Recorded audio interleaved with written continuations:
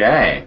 Good afternoon, everybody. It's Nick Aster, founder and publisher of TriplePundit.com. Welcome once again to our weekly Google Hangout, a weekly event where we feature an interesting thought leader in sustainable business and have the opportunity to ask a few questions and hopefully hear a little bit from you as well.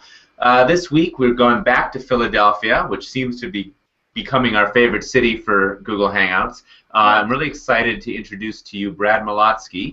He's the Executive VP and General Counsel for Brandywine Realty Trust. Brad, thanks a lot for joining us.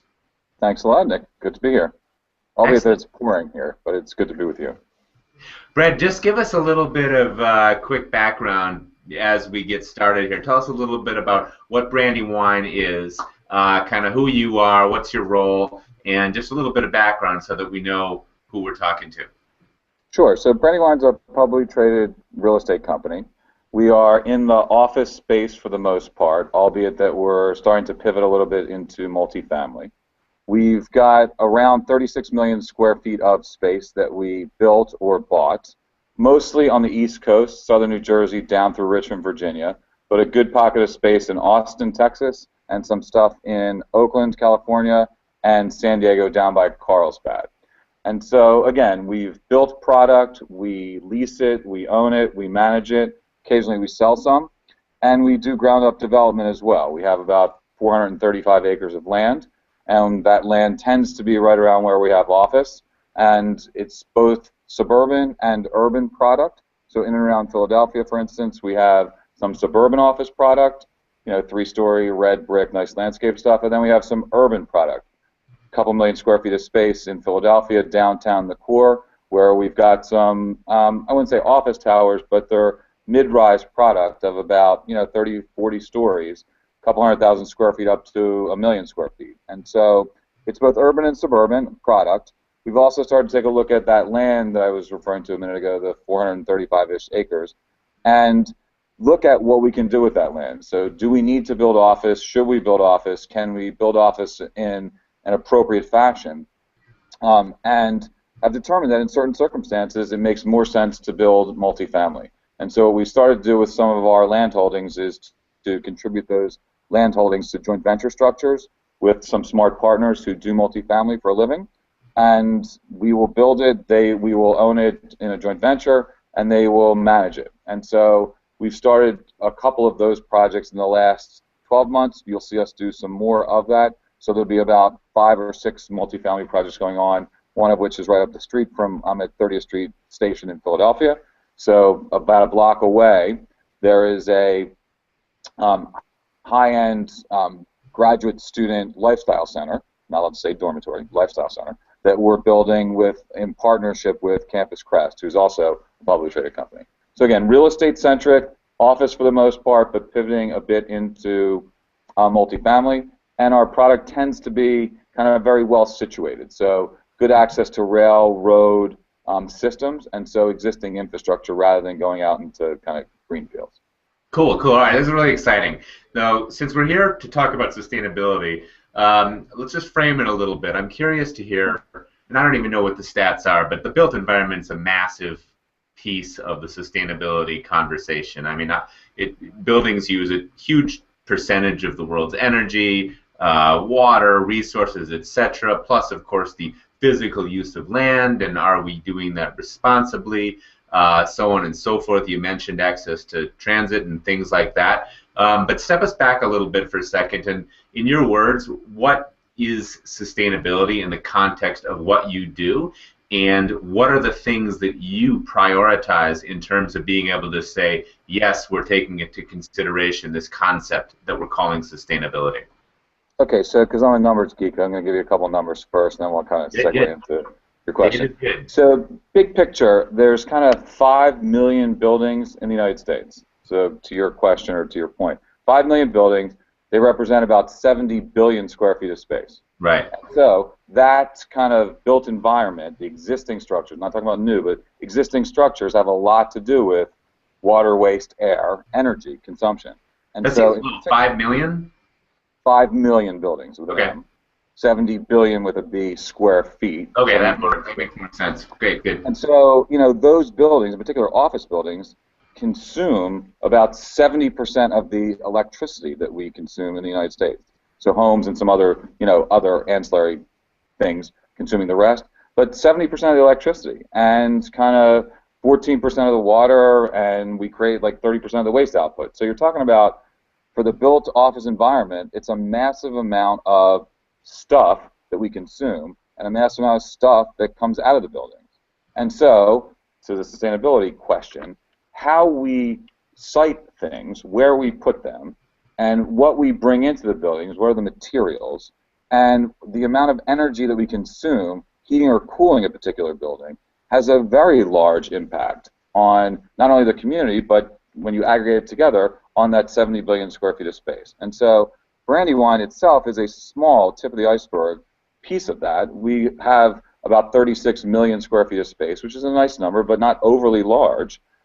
But we have an impact on what we do. And so the tenants that come into our buildings, the vendors that come to service the buildings, and our employees that are in the buildings, and the communities that we operate in, those things, water, waste, air, materials, what we do with our waste, trash, can we divert more? Can we use less by way of water or energy?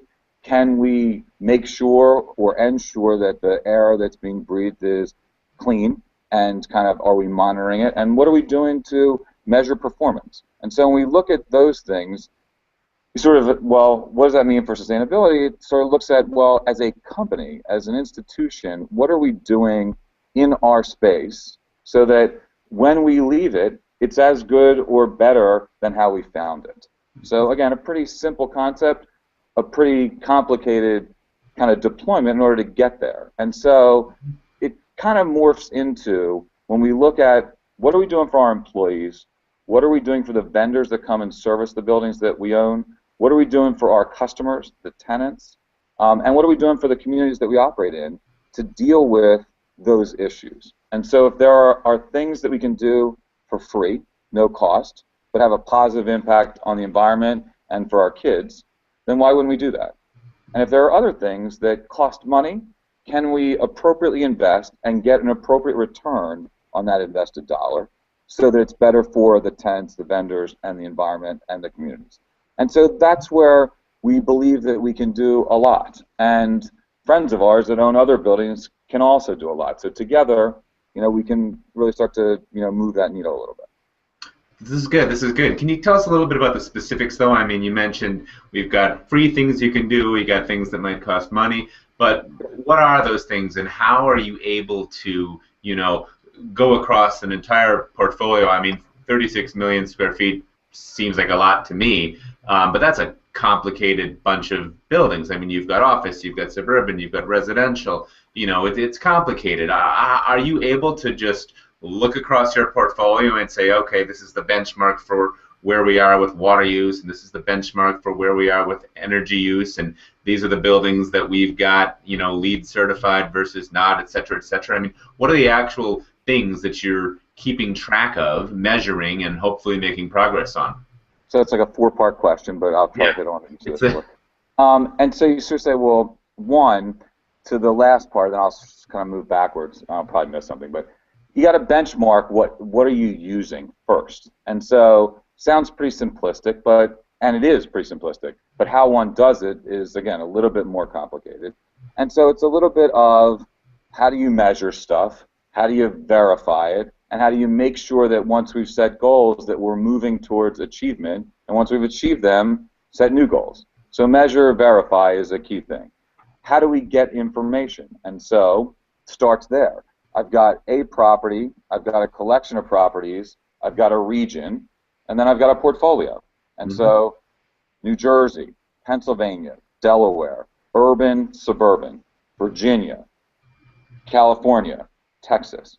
And so I've got a collection of buildings, but it all starts at the individual building. So take, for instance, what are we measuring, to your question? Well, we're measuring waste. How do we get that? Well, I could sit out there every day and, put my trash receptacles on a scale.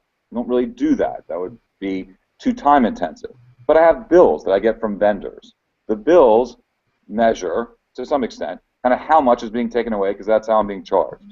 And so how do we make sure that the vendors who are charging us for stuff are providing me with information that I can use in order to make decisions?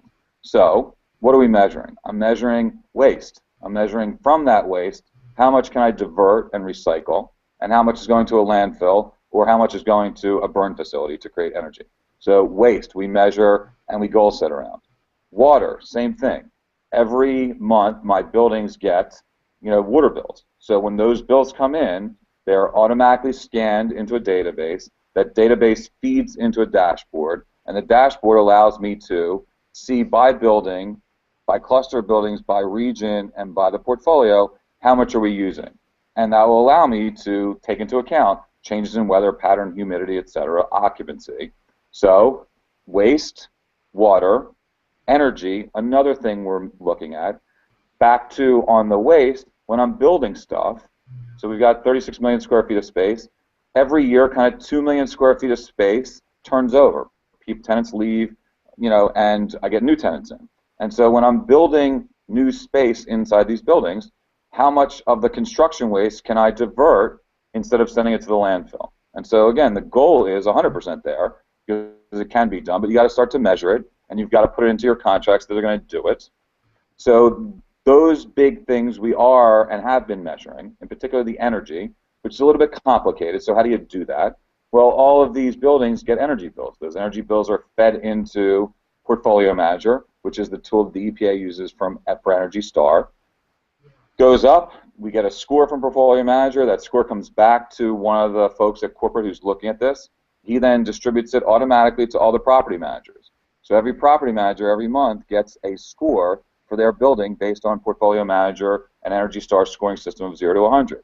Mm-hmm. They know that we are paying attention. And so the folks who are in the high, 75 and above, are eligible for labels. And so we're pushing for, if you're eligible, should you go for a label? If you're in the lower 20%, well, let's talk to you about how can we improve those scores? What's going on at the property? How can we get that from a 30 to a 50, from a 50 to a 70, from a 70 to a 75? And so again, we goal set around how many buildings are being benchmarked, and how many of the buildings that are being benchmarked can we create a label opportunity for purposes of getting an Energy Star label. Mm-hmm. Similar things when we look at energy, there's a variety of things we can do in a building. Is the building metered, and if so, how's it metered? Does it have control devices, meaning like lights? Are they automatically being turned off or on? Motion sensors. If we have both metering and motion sensors, well, what's the next step? Should we have automation? Can we have controls on lighting and air conditioning? Do those controls talk to each other? And what's the information telling us? What's that picture telling us? So can we look at that internally and figure that out, or do we need some external help to show us what those opportunities are? And how do we create a holistic, smart, intelligent building that all the systems are talking to each other rather than fighting against each other? So those types of things, metering, lighting, controls, automation, each building's a little bit different. And so can you build, it's not one size fits all, but all the goals are the same. Can you optimize performance given a set of facts? If we're going to sell certain buildings, they may not deserve the same amount of capital that the buildings we're going to keep have. But can you do certain things in all buildings? Can you talk to tenants about what they're doing? Can we figure out ways, because the tenant, frankly, controls a lot of the consumption in our building. About 60% of the consumption of the building is not common areas, meaning lobbies, elevators, parking lots. It's in the tenant space. So can we message to our tenants, can we work with them, collaborate without preaching to them about, hey, if you turn stuff off or down at nights and on the weekends, it makes a big difference. When tenants all have iPhones and they all have computers and now the cool kids have 2 screens. And are they turn that stuff off when they leave? Well, no one's going to run around unplugging things, or they should, but they don't. And so how do we figure out a way to easily give them data that they can act upon, and how can we help them act upon that? So energy is a big thing in the context of, in the portfolio, essentially we're spending, give or take, around $60 million a year on energy. The tenants ultimately pay for that because they're billed for it. But how can we help them, help themselves to reduce consumption, thereby use less, and they have more money for people, plant, and equipment, or whatever they want to invest in? So those cluster of issues, energy, water, waste, when we buy, so that's on the demand side. On the energy side, when we buy things, how are we buying them? So on the procurement side, we have a lot of bathrooms in the buildings, as you would well imagine. A lot of people coming in, they drink a lot of coffee, and magically after they do that, they actually go to the bathroom. And so what are we putting in the bathroom? You know, what kind of paper towels are going in there? What kind of soap? What kind of dispensers? And so the products that we buy for the buildings, and how are they cleaned? The chemicals that are going into the buildings, the floor scrubbers.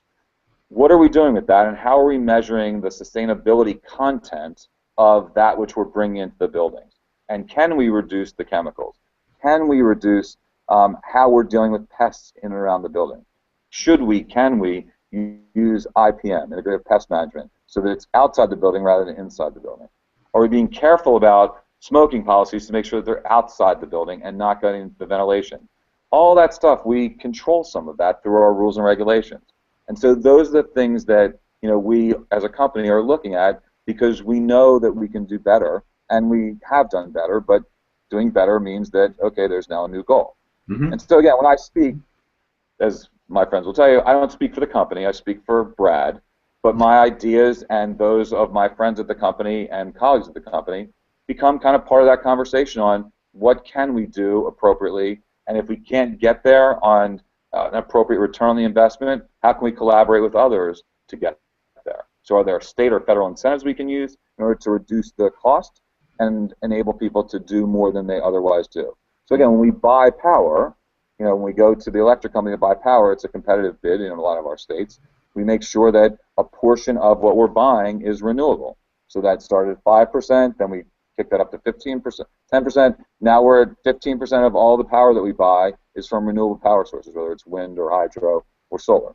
So all of those kinds of things we've goal set around, and we continue to kind of try to push. Some things we've done very well, some things we're still working on, and some things are kind of on the radar screen to figure out. The program that we set is essentially, you know, can these things, if we want to, score points for LEED certification? So LEED as a principle ingrained in all the stuff we're doing, but to be LEED certified, not yet a particular goal yet.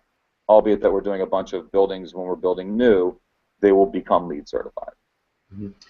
Outstanding. How was that for the answer? What's that? How was that for the answer to the four-part question? That was great. I mean, I asked a complicated question, so I think you did a good job articulating, you know, the depth of all of this. But a simpler question, possibly a complex answer. You mentioned goals. I know that we talked earlier, and you said you had set a series of goals a couple of years ago. What are those goals, and how far along are you towards reaching them? So we've got goals around kind of what I said, and meaning, so take them one by one. On the waste side, we set a goal of kind of 50% diversion across the portfolio. So recycle 50% of that which is going out. We're pretty good in most of the regions, and in some regions we're at 85%. Some of the regions are a little bit less than the 50%. So on balance, on average, we're above the goal that we set. Now, each year I will twist that a little bit. You know, of course, we achieve the goal and we'll make it a little bit higher. So on the diversion rate, we're doing well. On the water, we had set a 10% consumption reduction versus 2010. And we way exceeded that. And so now we're going back to say, okay, we've already kind of blown that out of the water, bad pun. And we were kind of 20% ahead. And so how can we then continue to look for opportunities? So we dealt with aerators on faucets, and we're able to save, you know, we spent like 27 grand across the portfolio, not a lot of money, and we're able to save, you know, 22 million gallons of water, which is a lot of water. And so that's kind of the gift that keeps giving every year, because the aerators, there's less water going through the system, and therefore the portfolio is being charged less for water. A good thing. But it's only $200,000 of savings. You know, in a portfolio our size, $200,000 is not a big number. But again, every year we're saving that, and the 22 million gallons is a big number. As we replace toilets, we will again look at, you know, the International Plumbing Code to make sure we're code compliant, and can we even do less? Meaning, can we use the toilet, can we use the faucet in a better way, more efficient way through the technology that's out there? So again, water we've done well at. Energy, we set goals around Energy Star, and so the ability to achieve a number of buildings being labeled. And to get a label, you need to score 75 or better. Higher the score, the better it is. started out in 2009 with like 9 labels, and every year we tried to add more labels to that list, and so we're 9 up to buildings about, were labeled. yeah, So so we're about 119 okay. buildings, yeah, Yeah. that are labeled. And so that goal, again, this year we will add another, we'll try to add 25 labels to the, family of buildings that are labeled, and we will try to deal with, on the bottom side, the properties that are not scoring as well, looking at the bottom 20 and trying to figure out how can we move them from 30, 40 up to 50. And so again, the higher the score, the better that is. So we've goal set around Energy Star labeling. We've looked at parking lot lighting, so can we change out parking lot lights in a good way so that we get, from the old technology into LED technology, and so in 3 regions we've done that. Can we deal with, again, on the procurement side, can we get to a 75% green supply percentage? And so we've gotten to about 74.5%, 75%, so we're close on that goal. Meaning when we buy stuff for the portfolio, whether it's soap, towels, paper, is there a sustainability content to it? So again, we've got to that goal. Now we'll push that a little bit out. On our new construction, again, demolition, we set a 50% demolition waste, that it gets diverted. I will over time push that, we will over time push that to 100% because it's very achievable for, frankly, no money. So why wouldn't you do that? And so on those types of things, parking lot lights, lobby lights, water, waste, energy, procurement, we've sort of created goal sets, have gotten to most of them, if not all of them, and now we're setting kind of additional targets beyond that which we originally had created. Mm-hmm. Got it. Now, what are the kinds of things that are challenges for you in terms of advancing these goals? You mentioned some buildings are just great, some lagging a little bit. Is it cost? Is it uncooperative tenants? Is it an industry that doesn't see this stuff as a priority? What are the kinds of things that you find are holding you back in the times when you are? I think it's a little bit of all of what you said. So again, part of the question revolves around what food group you're in and who pays for the energy in the energy context. Meaning, are you an office? Are you residential? Are you retail? Are you a hotel? In the office context, we don't pay for the energy. We get a bill, but then we send that to the tenants to pay for. And so if the tenants are not interested in saving energy, then it's a little bit of, why would we care? Well, we do care, but you can't force people to do certain things that they're not interested in doing. And so you got to sort of, over time, educate the base without proselytizing and say, look, you're spending $3 a square foot in energy. With our help and with a little bit of technology, you can spend $1 a square foot in energy. So you can save $1 a square foot a year, every year during your lease. That comes from turning stuff off and down off at night and down over the weekend. It comes from putting better lighting in your suite. And so can we change out the lighting to better lighting, LED technology, controls, motion sensors? But you got to, we've got like 1,800 companies, and so you got to find somebody that's interested in this stuff. And you got to keep calling because they're not in the business of energy efficiency. They're in the business of whatever business they're doing. And so it's kind of awakening somebody, whether it's through pictures, whether it's through numbers, whether it's through money, incentives, whatever it is, to wake up to the fact that they are in, their suite for 3, 5, 7, 10 years. Can we help them or together create a better result? That better result saving them money, hopefully, because the less they consume, the better it is for them and the better it is for the environment, and we're using less power. So the hard part in the discussion, in the equation is, one, I got to educate our people. So our people are interested in it, but again, they're running in 20 directions, and do they have the time to sit down and learn what we're talking about? Yes, for the most part. Some are more interested than others, and some are, not opposed, but not zealots. So internally, we got to educate. Then we got to figure out, well, who's paying for this stuff? Because if I'm paying for things in the building and somebody else is benefiting, well, that doesn't sound right. Why would I do that? Well, that's what people call the split incentive thing. And so in office, the answer to that is there's a solve. You change the lease language to indicate that if I'm going to invest money as an owner and the tenant's going to benefit, we will use the benefit to pay for the cost of the investment, so we're not out of pocket, the tenant is no worse for the wear, and once the thing is paid back, then the building is benefiting and society is benefiting because we're using less. And Mhm. so it's a very easy solve to breaking that split incentive. It's easy to say. It's easy to kind of do because kind of my group controls the words. I've got to educate a whole leasing group as to that, I'm not taking anything away from them. You then got to deal with the tenant and say, hey, we've got this technology that's great for the building. Are you interested in participating? Because you're going to benefit from it. Some are interested, some aren't. So breaking down that kind of Tower of Babel into internal education to our people, them willing to message it to the tenant, finding the right avenue at the tenant side and the right person to be open to it, and finding kind of what opens their head to the conversation. Is it money? Is it pictures? Is it numbers? Or are they just, a do-gooder? It doesn't really matter, but you got to find the right on-ramp. That sounds kind of easy, but is it front and center every day, or is it kind of nights and weekends? And kind of Mhm. making that connection is a little bit hard sometimes. So, again, I think it's all achievable. It takes fortitude, takes effort, and it takes real facts. You got to be able to prove that something that I might be interested in may not have a good enough return. Solar, for instance, in some states, we can't get a good return on that to put into our parking lots or onto our roofs. And so far, we haven't deployed that. It's a good technology. The costs have come down half and half again, and so the numerics should start to work. But you've got to make sure that the tenants are interested in it, and we've got to make sure that we're not creating a situation where, if ultimately we go to sell a building, that a buyer doesn't get nervous because, oh my God, there's solar there. What does that mean? And how, contractual things.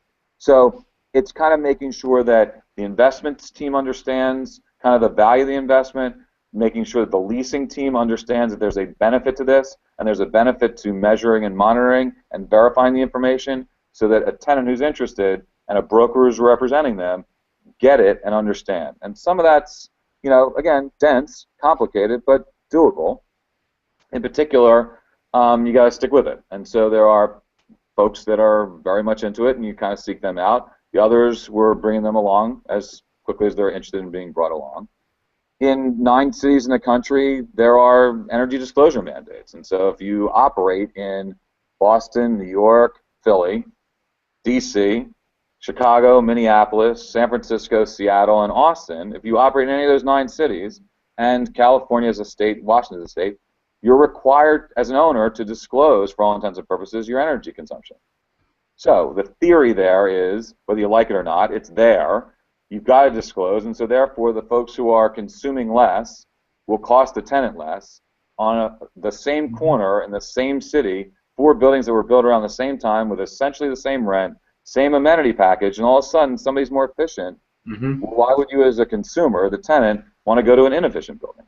Well, you would, so long as you had information. And so that's the theory of the disclosure, to get the information out so that people can make more informed decisions.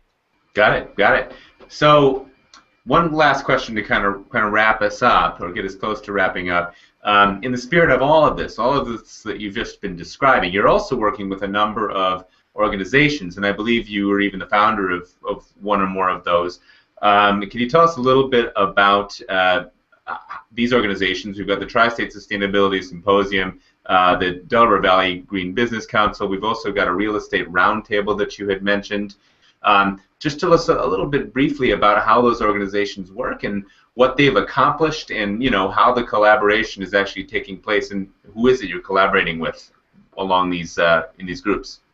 So great question, a fun question. So just cut me off here because I can talk for a bit, as you can see. So the Delaware Valley Green Building Council is the local chapter of the U.S. Green Building Council. So there are, the overarching national organization, but then there are local chapters, of which DVGBC is one of the larger, stronger chapters in the country. There are some very good chapters out there, but DVGBC does some great stuff. And so I'm on the board there. There's a group of very committed individuals who are working on schools. Some of them have worked on Greenbuild, which is the national kind of conference that just came to Philly last year, about 28,000 people, coming to Philadelphia and talking about stuff and collaborating and getting all fired up about, all the things we've just been talking about.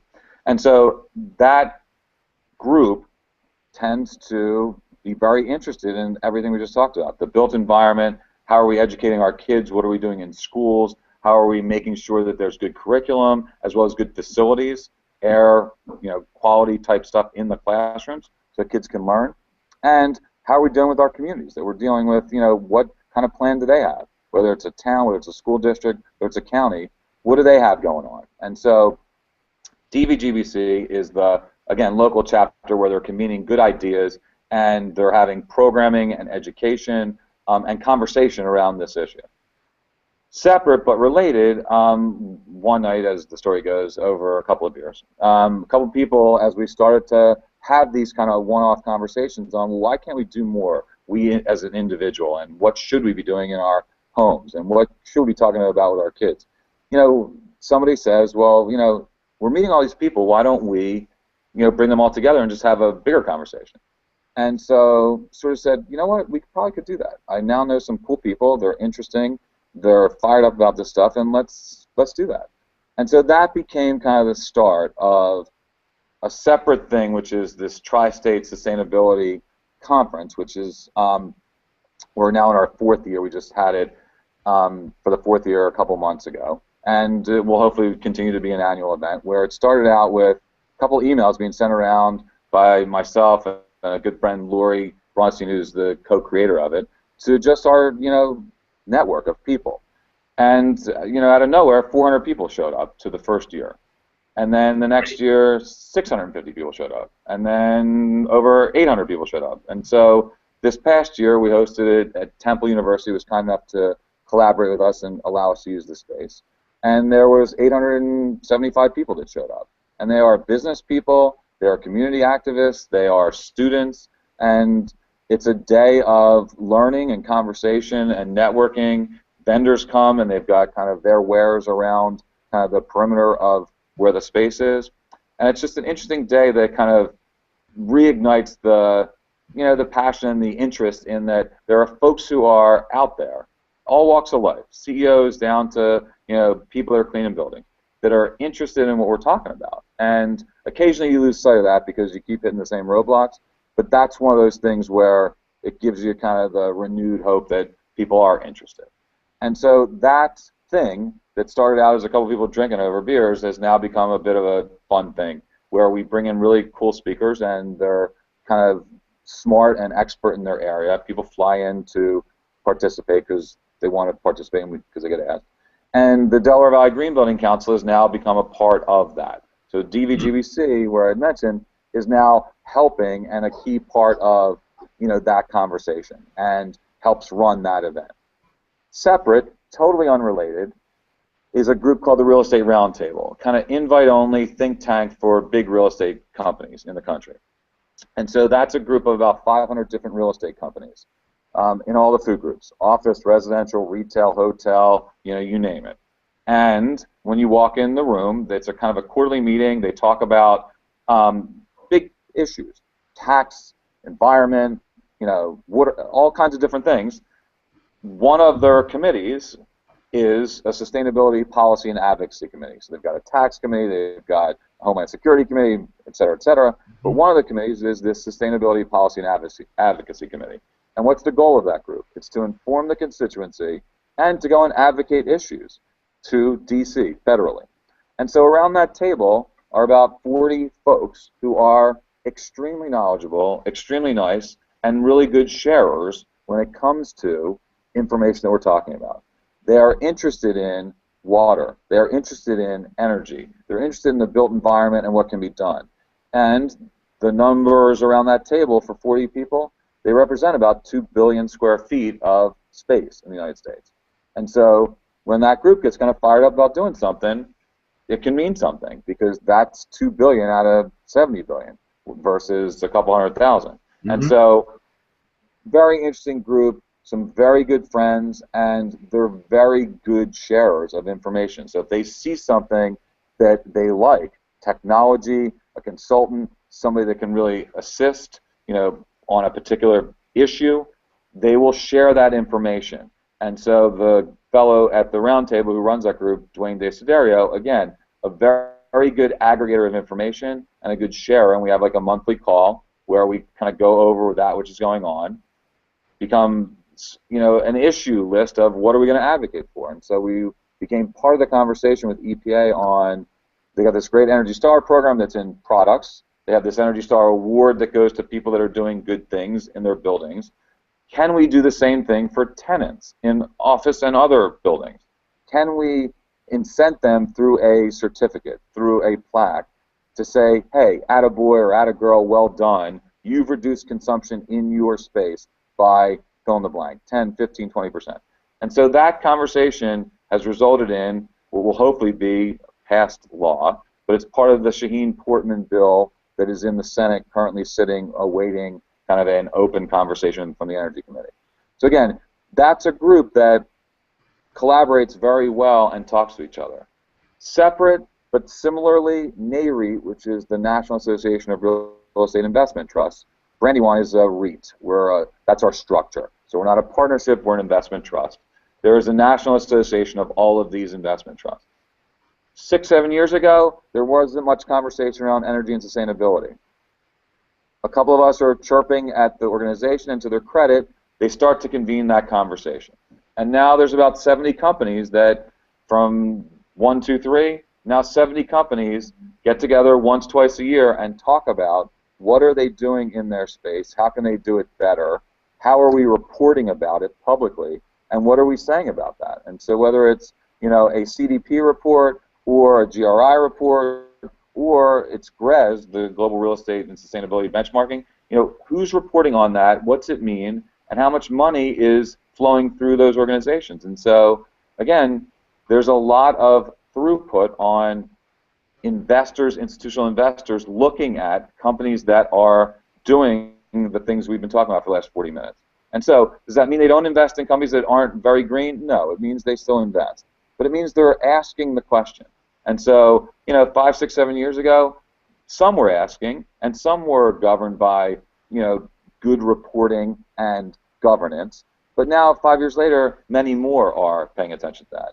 Many more are participating with GRES and getting information on how sustainable a company is. And that's, you know, I don't want to say driving a decision, but it's a factor in decision making. Mm-hmm. When you have, like, you know, $87 trillion in the Fortune 100, Fortune 500 that people are paying attention to their sustainability attributes, it's starting to become more relevant than heretofore it had been. And so these groups, whether it's NAREIT, whether it's the Roundtable, whether it's kind of groups like DVGBC that are, you know, kind of doing the yo person's work, you know, on the grassroots level, more people are paying attention to the issue. And whether it's in a building, whether it's in a school, whether it's in your home, you know, what are you bringing into your home, and what products are going to the bathroom, and what are you eating, and where's it coming from? You know, more people are starting to swirl around this issue, and I could be fooling myself, which that does happen occasionally. You start sort of playing around with the same people, and you sort of say, believe your own nonsense. But I do feel like over the last couple of years, the percentage of people that are interested in what we're talking about has increased. I don't want to say dramatically increased, but it's definitely increased. And so, you know, 4 or 5% of people that you met were intrigued by this and interested. Now it's, you know, if I had to put a number on it, I don't know, 12, 15%. So a big shift over just a couple of years. And again, the more the kids are into this, the more they get into the workforce, the more they're asking, you know, kind of grizzled veterans like me about, hey, what are you doing? The more it starts to kind of engender that kind of conversation. So there is hope. Yeah. Well, Brad, that's really good news. It's really terrific to hear such a detailed explanation from somebody who's as deep on the inside as you are with all of that stuff. And, you know, I mean, I think that echoes a lot of what we've seen in many other industries. You know, this is a ever so slowly growing conversation, and we're really excited to hear that that seems to be the case in your industry as well.